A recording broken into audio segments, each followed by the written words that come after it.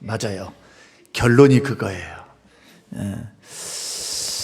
어떤 사람이 참으로 복 있는 사람일까? 성경은 찰나적이고 순간적이고 없어질 것이고 누리지 못할 것, 이것이 한계가 있는 복을 말씀하지 않고 영원히 없어질 복에 대해서 그 진짜 복이야, 그게 이렇게 설명을 합니다. 에베소서 1장에는 너희들이 신령한 복을 받았다. 복도요, 세속적인 복이 있고 신령한 복이 있어요. 예수 믿는 믿음의 사람들은 그래서 이 땅을 살아가면서도 영원한 복을 사모해야 됩니다. 영원한 복을. 상급도요, 이 땅에서 그냥 받아버리는 상급이 아니라 없어지지 않는 상급, 하늘의 상급. 이 상을 향해서 사도 바울도 달려갔고요, 모세도 이 상을 향해서 달려갔으며 우리도 똑같이 경주를 그렇게 하라고 말씀하고 계세요. 상 받기를 위하여 경주하라. 그래서 예수 믿고 구원받고 딱 끝나는 게 아닙니다. 구원 이후에 하나님이 주실 놀라운 하나님의 칭찬이 있어요. 여러분, 저는 은혜를 받을 때 아까 설명을 드렸잖아요. 아버지 하면 끝나요. 아버지 하면 위로가 돼. 인간 아버지를 통해서는 많은 위로를 못 받았지만 정말 그랬거든요. 인간 아버지를 통해서는 너무 실망스러운 것도 많았고 아픔과 상처, 힘듦. 그래서 정말 아버지 노릇을 지금은 조금 잘한가는 잘 모르겠지만, 그러나 보고 배운 것을 가지고 그대로 물려갈 것인데 참 부족했다. 과거 더 젊었을 때 참 부족하지 않았을까, 그런 생각을 이제 지금 와서 철이 들어서 하는 것이고, 하늘 아버지를 향해서는 한없이 품으시는 그 아버지의 그 따뜻한 그 품 안에서 쉼과 위로를 받아요. 힘을 얻고요. 그리고 또 하나는 예수 그리스도십니다. 그리스도의 희생, 그리스도의 죽음, 그리스도의 고난, 그리고 그리스도께서 살아가셨던 삶의 방향성, 이것을 생각하면은 정말 절로 감사가 되는 거예요. 힘도 생기지만은 감사한 거예요. 우리 주님도 이렇게 고난당하셨고 우리 주님도 이렇게 힘듦을 경험했는데, 예수 생명, 더 지옥불에 들어가야 할 내가 예수님 때문에 생명을 얻고 영생을 얻었는데 그 주님의 발자취를 걸어가는 거예요. 그는 놀랍게도 주님을 따라서 핍박과 고난과 어려움을 당하고 걸어가는 길에 주님이 기뻐하래요. 하늘에서 상이 크다고. 이야, 그래서 예수 잘 믿는 것은요, 남는 장사입니다. 아무리 생각해봐도 예수 그리스도를 잘 믿는 것은 이 땅에서도 복스러운 것이 복되는 것이고, 영원한 천국에서도 뿐만 아니라 하나님이 주실 영원한 천국에서도 상 받는 일이다. 그 중심에는 바로 예수님께서도 말씀을 따라 사셨다는 거예요. 아버지의 말씀을 따라서 뜻대로 자행자제하지 않고 자기 스스로 판단하고 생각하고, 이럴 땐 이렇지 저럴 땐 저렇지. 아니요. 상황과 환경이 이러니까 이 생각부터 먼저 하지 않으셨어요. 성부 하나님께서 말씀하셨던 그 사명, 십자가의 죽으심, 고난, 역경, 어려움, 이것을 중심으로 모든 삶이 재편되어 있어요. 질서가 그렇게 흘러가요. 핍박을 받아도, 모욕을 당해도, 침비틈을 당해도, 자신을 배반해도 흔들리지 않습니다. 왜? 주의 뜻이 분명하잖아요. 아버지의 뜻이. 그러니까 그 뜻을 향하여 인간의 몸을 입으셨기 때문에 힘들고 어려움이 있었지만 주님 그것 때문에 발버둥 쳤어요. 뭘 가지고? 말씀대로 살기 위해서. 말씀대로 살기 위해서. 오늘 우리가 물어야 될 것 가운데 한 가지가 그겁니다. 우리 너무 쉽게 주님이 십자가에서 이루어놓으신 그 구원이 값없는 은혜이고, 주님이 주신 그 구원이 정말 받을 만한 자격이 없는 자에게 주시는 공짜로 주는 구원이라 해서 저와 여러분의 구원과 신앙생활이 정말 무게감이 없다면 고민해 봐야 돼요. 우리 주님은 그렇게 안 사셨거든요. 그리고 그것을 요구하셨어요, 우리에게. 구원해 주시고 난 후에 너 방종하면서 너 뜻대로 너 생각대로 살아, 그렇게 말씀했다면 구원받고 구원파처럼 그렇게 살면 되는 거예요, 그냥. 그러나 우리는 그럴 수가 없어요. 그럴 수가. 나를 사랑하는 자는 나의 계명을 지키는 자다. 나를 사랑하는 자는 계명을 지키는 자고, 아버지께서 그 사람을 사랑하신다. 순종하는 길, 말씀을 따라가는 길은 하나님께 사랑받는 길이에요. 그래서 구원받은 하나님의 백성들이 태어나기는 하나님이 자식으로 태어났고, 살아가는 과정은 만약에 예를 들어서 왕처럼 살지 못하고 왕자처럼 살지 못하고 거지처럼 살게 된다면 그것만큼 불효가 어디 있겠습니까? 신앙의 원리에서 우리는 이러한 부분들을 생각하셔야 돼요. 그래서 복 있는 사람이 되기 위해서는 거두절미하고 말씀을 붙들어야 돼요. 말씀이 나를 이끌어가야 돼. 자꾸 말씀이, 성령께서 말씀을 사용하셔서 나를 도전하시고 음성을 들려주시기 때문에 말씀에 이끌려서, 그리고 복이 있으려면 말씀을 듣고 말씀을 읽고 이 말씀을 행하는 자가 복이 있다. 이것은 성경에서 일관된 말씀이에요. 일관된 말씀. 한 번도 기준을 낮춘 적이 없어요. 근데 어떤 사람들은 66권의 말씀을 못 믿으니까 구약 잘라버리고 예수 그리스도의 복음만 딱 그것만 가지고 나머지 성경은 딱 잘라버려요. 이단입니다. 이거 근래에 일어난 거 아닙니다. 초대교회 안에 일어났던 이단이에요. 구약 싹 찢어버렸어요. 신약 중에서도요, 바울 서신하고 사복음서만 인정하고 나머지는 싹 찢어버렸어요. 그런 이단들이 있었어요. 그러나 66권의 말씀을 우리가 하나님이 주신 거룩한 주의 말씀으로 믿고 듣고 읽고 있다면은 달라집니다. 달라져요. 어떤 사람이 복이 있을까? 영원히 없어질 상, 영원히 없어질 보화를 하늘에 쌓아둔 사람. 어떤 사람? 말씀대로 순종하며 살아가는 사람. 그래서 계시록에는요, 복을 이야기할 때 7가지 복을 말한, 첫째는 계시록 1장 3절 말씀을 읽고 듣고 지키는 자가 복이 있다. 두 번째는 계시록 14장 13절 주 안에서 죽는 자가 복이 있다. 예수 안에서 죽는 자가 복이 있어요. 예수 생명 얻었으니까. 할렐루야. 예수 밖에서 죽으면 지옥이죠. 영원한 멸망이죠. 세 번째는 16장 15절 충성된 옷을 입고 있는 자. 자, 이 말세 때를 살아가는 저와 여러분들이 말세 지마를 향해서 열심히 달려가고 있는데 충성할 줄을 몰라. 충성. 자기에게는 충성하고 세상에는 충성하고 돈에는 충성하고 사람에게는 충성하는데 주님께는 충성할 줄을 몰라요. 계시록을 읽게 되면은 상이 분명하고 심판이 분명하고 왕노릇하리로다 분명하게 보여요. 계시록 읽으셔야 돼요. 이해가 안 돼도 읽으셔야 돼. 읽으면 상이 분명하구나, 심판이 분명하구나, 하나님의 심판과 하나님의 상이 있구나, 이것을 삼척 동자도 알게 됩니다. 그래서 충성된 옷을 입고 있는 자. 나는 주님이 재림하실 때 나는 어떤 옷을 입고 있는 것이 정말 지혜로울까? 깨르는 옷, 핑계의 옷. 사람은 마음은 원이로되 육신이 연약해서 그랬습니다 라고 맨날 팽개쳐. 그러니까 그 수준을 뛰어넘지는 못하는 거예요. 제가 신앙생활을 하면서 깨닫는 것 중에 하나가 그겁니다. 왜 주님이 환경을 허락하셨을까요? 왜 그 환경 가운데 우리를 놓았을까요? 야, 그 환경은 뛰어넘을 수 없는 벽이야. 그 뛰어넘을 수 없는 산이야. 그런다면 애초에 주시지 않는다고 말씀하십니다. 지금까지 예수님을 믿어보면서요, 내가 생각하는 많은 벽들과 산을 만났습니다. 진짜.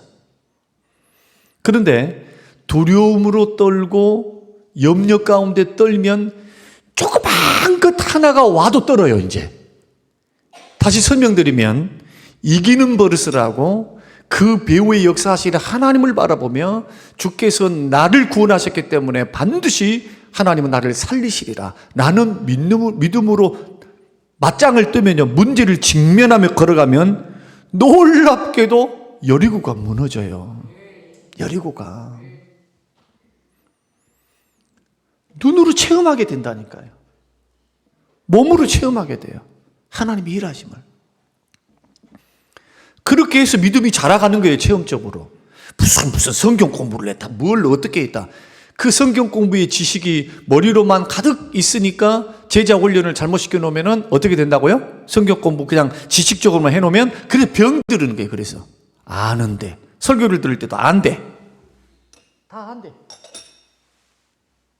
사가 안 돼요. 그 말씀이 정말 가슴에 내려왔는가? 그 말씀 앞에 나는 그 말씀 앞에 예수님처럼 그 겟세마네 동산에서 그 말씀 지키기 위해서 힘써 간구와 소원과 눈물로 하나님 앞에 아뢰면서 내 뜻대로 하지 마옵시고 주의 뜻대로 되게 해주십시오. 나는 정말 절박하게 힘들고 어렵지만 주의 말씀이 이루어지이다. 이룰 수 있느냐는 거예요. 복 있는 사람은 말씀 순종의 길에서도 절대로 물러서지 않는 자입니다. 듣고 읽는 것, 듣고 읽을 때 성령께서 믿음을 일으키시거든요. 자꾸 우리 속에서. 세상적인 생각들을 벗겨내요. 여러분, 세상에 잡다한 소식을 듣고 잡다한 정보들을 듣고 있으면 그 정보, 그것이 은연중에 스며들어요. 하나님의 말씀을 자꾸 주야로 묵상하고 들으면 내 마음과 생각이 말씀으로 지배가 되는 거예요. 자꾸 채워져서. 말씀으로 적용이 돼요. 환경을 말씀으로 분별할 줄 알아. 말씀으로. 그리고 결국에는 순종의 자리까지 가야 열매가 맺히는 겁니다. 순종의 자리까지 가야 돼. 순종의 자리까지요. 그래서 몸이 반드시 반응하셔야 돼요.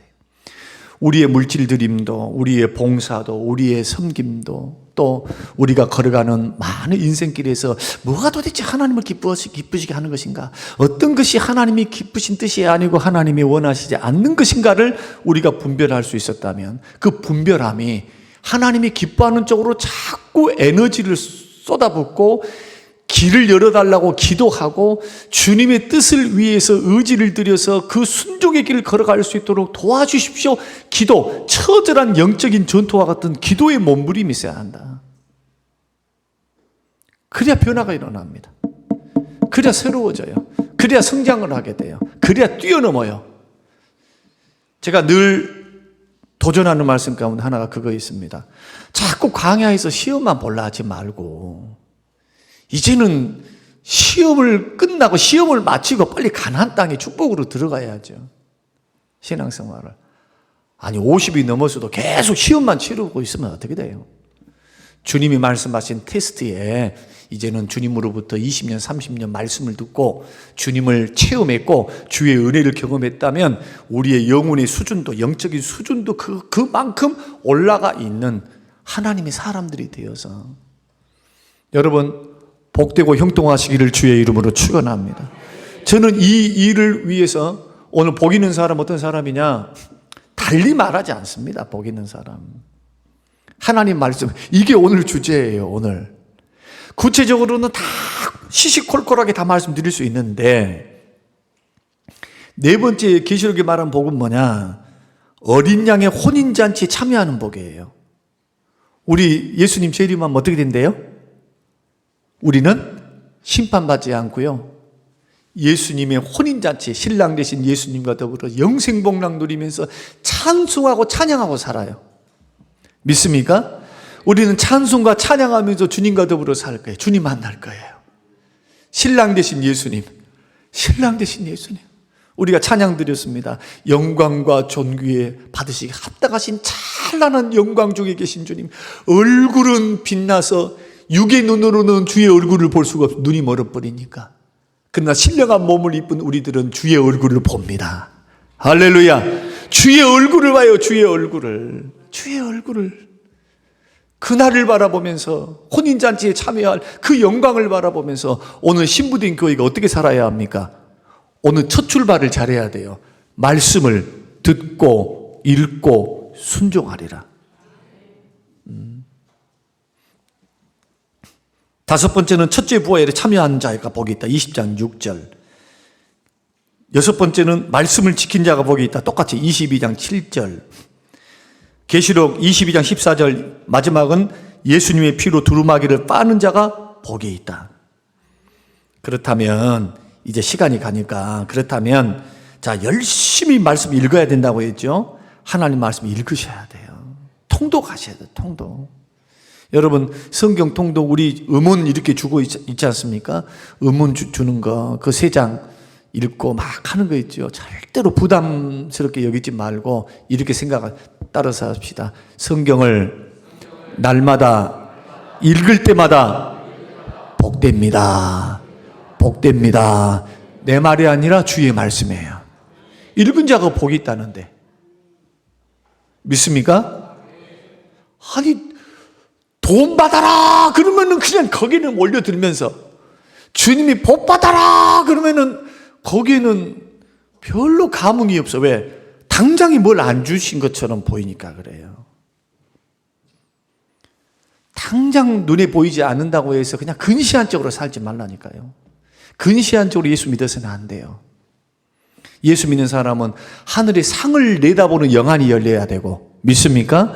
순종했을 때 약속에 성취하시는 약속대로 이루시는 하나님을 믿음으로 바라보고 그것을 내 것으로 지금 현재 내가 이루어 놓은 것으로 여기면서 걸어가는 게 믿음이에요. 이게 바라는 것들의 실상이거든요. 성경 읽으면 어떻게 되느냐? 열왕기하 22장 13절 하나님 뜻을 알게 되고 10편 19편 7절 영혼이 소생되고 교회가 부흥돼요. 말씀이 흥황하면 교회가 부흥돼요. 말씀이 살아있어야 영혼이 살기 때문에. 그리고 10편 1편에 물가에 심기운 나무처럼 이런 사람은 가물지 않아요. 영혼이 가물지 않아. 이사야 말씀 40장인가요? 이사야 39장 40장의 말씀 보면은 독수리 날개치며 올라가는 사람, 앙망하는 사람, 말씀을 붙들고 있는 사람은 믿음으로 바라보고 있기 때문에 말씀에 의해서 믿음으로 소망케 해요. 자꾸 말씀은 우리를 지혜롭게 하고 말씀은 자꾸 우리를 영혼을 새롭게 하시는 그러한 역사가 있기 때문에 물가에 심기운 나무처럼 어떻게 됩니까? 넘어지지 않습니다. 영적 목마름이 없어요. 요한복음 15장 7절 인생의 문제가 해결됩니다. 내 말이 너희 안에 거하고 너희들이 내 안에 거하면은 무엇이든지 원하는 대로 구하라. 세상에 무엇이든지에는요 돈 문제도 들어가 있어요. 건강 문제도 들어가 있어요. 자식 문제도 들어가 있어요. 이것을 그냥 욕심으로 구했다 생각하시면 안 돼요. 나의 필요에 의한 구함이기 때문에 얼마든지 내 아버지께 아버지 필요해요. 뭐 긴 말이 필요합니까? 막 서설이 필요합니까? 사업을 해야 되는데 매덕이 필요하고요. 이렇게 하고는 뭐 하고요. 저쩌고 이쩌고 저쩌고 이런 말 구체적으로 안 한다 할지라도 주님 앞에 하나님 필요해요. 얼마 필요해요. 하나님 건강 필요해요. 하나님 건강 주세요. 길을 열어주세요. 자녀를 책임져 주세요. 여러분 어떻게 하기를 원하십니까? 2024년도를 맞이하면서 열심히 읽어서 복 있는 분들이 되시기를 주의 이름으로 축원합니다. 두 번째는 들으라고 했죠. 들으라. 들을 때는 이렇게 들어야 합니다. 말씀 올바로 들어야 돼. 따라서 합니다. 하나님 말씀이 들려지면 주님이 나에게 주시는 말씀으로 들으십시오. 남 들으라고 주는 것 아니니까 헛생각하지 마세요. 오메 목사님이 오늘 나 들으라고 하는 말이다. 이 말은 자기만을 위해서 목사님이 의도적으로 자기에게 들으라고 했던 말이다. 그런 속이 배배 꼬여 있는 거예요, 이게. 여러분, 절대로 그렇게 들으시면 안 됩니다.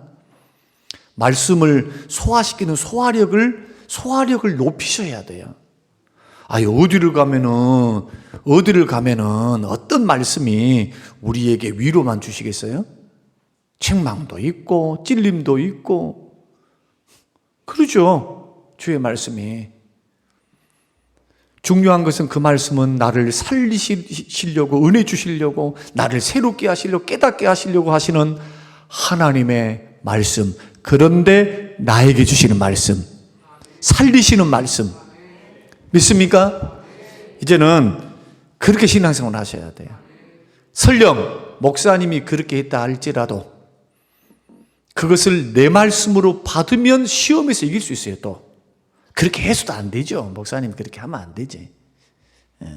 그러나 그랬다 손치더라도 거기에 하나님 선한 뜻이 있으리라 믿고 그 말씀을 내 말씀으로 받으면 마귀가 와가지고 무슨 시험을 합니까? 시험할 수가 없어요. 이런 사람 안 넘어져요. 절대로.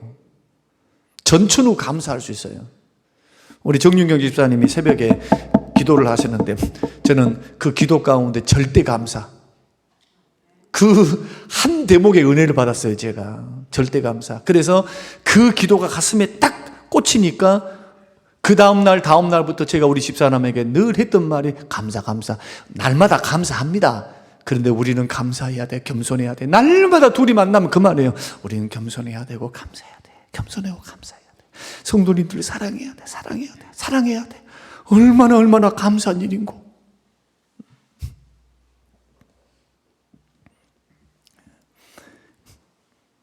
두 번째는 어떻게 들어야 되느냐? 말씀을 성경에 보니까 뜨겁게 사모하며 들어야 돼요. 여러분, 이 들을 때요, 갈급함으로, 사슴이 갈급하게, 시편 19장 10절, 금보다 더 사모함으로, 시편 119편 31절, 입을 열고 헐떡이듯이 사모하라 이거예요. 자꾸 성도님들에 대해서만 말씀해서 죄송합니다. 목사님은 둘이니까 우리 목사들은 정말 은혜 받도록 설교 준비하셔야 돼요. 기도 많이 준비하고. 이 좋은 시간 얼마나 졸리워요. 지금 조는 사람 별로 없어. 몇 사람 지금 꾸벅꾸벅 할라 해. 근데 얼마나 감사해. 근데 고마운 것은요, 내 설교가 달콤한가 봐. 잠이 와도요, 놀라운 것은 좋은 것 같은데 다 듣고 있어요. 그 은혜 받았다고 하면서 피드백이 옵니다. 나는 분명히 봤는데 졸고 있는 걸. 그래서 저는 편견을 안 가지려고 그래요. 왜? 보이는 것이 전부가 아니구나. 또 그 가운데서 은혜 받을 사람이 또 한마디만, 그 기도가 그렇게 은혜스러웠어도 그 가운데서 절대 감사, 그것이 내 마음에 내리 딱 들어와서 절대 감사.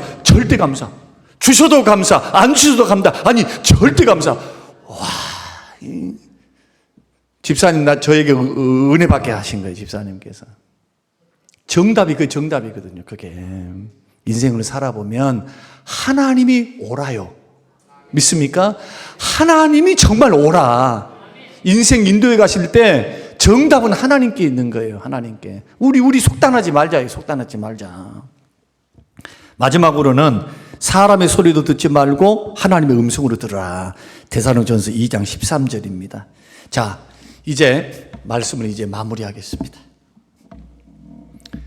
정말 저는 계시록 말씀 이제 우리가 저번 주부터 이제 말씀을 이렇게 나누고 있는데 이제 4장으로 바로 올라갈 겁니다. 여러분 계시록 부지런히 읽게 되시기를 바라고요. 이 말씀이 우리 영혼을 살리고 우리 영혼을 준비시키고 그리고 또한 영육이 잘 되도록 복받게 하는 말씀이기에 남들이 막 어쩌고 저쩌고 말을 해도 거기에 귀를 기울이지 마세요. 성경 말씀으로 확인을 했으면 그대로 배운 대로 믿으셔야 돼요. 믿습니까? 무슨 구약의 말씀은 율법이니까 헛소리니까. 제가 이제 복음과 율법과의 관계를 다시 또 설명 한번 드리겠습니다만은 예수 믿고 난 후에 이 율법 폐한 적이 없어요. 주께서 구원의 방법으로서 율법은 폐했죠. 완성이 됐죠. 어떻게? 시민법과 제사법, 또 설교가 되려네. 그래서 오늘 여기서 마무리하랍니다. 다음번에 해드릴게요. 중요한 것, 하나님 말씀 1.1도 변함이 없습니다. 말씀의 정신은 살아있어요. 말씀 순종하셔야 돼요. 믿습니까? 예수님처럼 말씀 순종을 위해서 기도하시기 바랍니다. 몸부림치면서 주여, 힘들고 어렵지만은 말씀 순종할 수 있도록 주의 뜻이 이루어질 수 있도록 도와주시옵소서. 우리의 의지를 새롭게 하여 주시옵소서. 고마우신 아버지 하나님, 감사합니다. 주시는 귀한 말씀이 마음의 생명이 되어서 큰 도전과 울림이 되게 하옵소서. 말씀을 사랑하여 복 있는 하나님의 사람들이 되게 하옵소서. 예수님 이름으로 기도합니다. 아멘. 지금은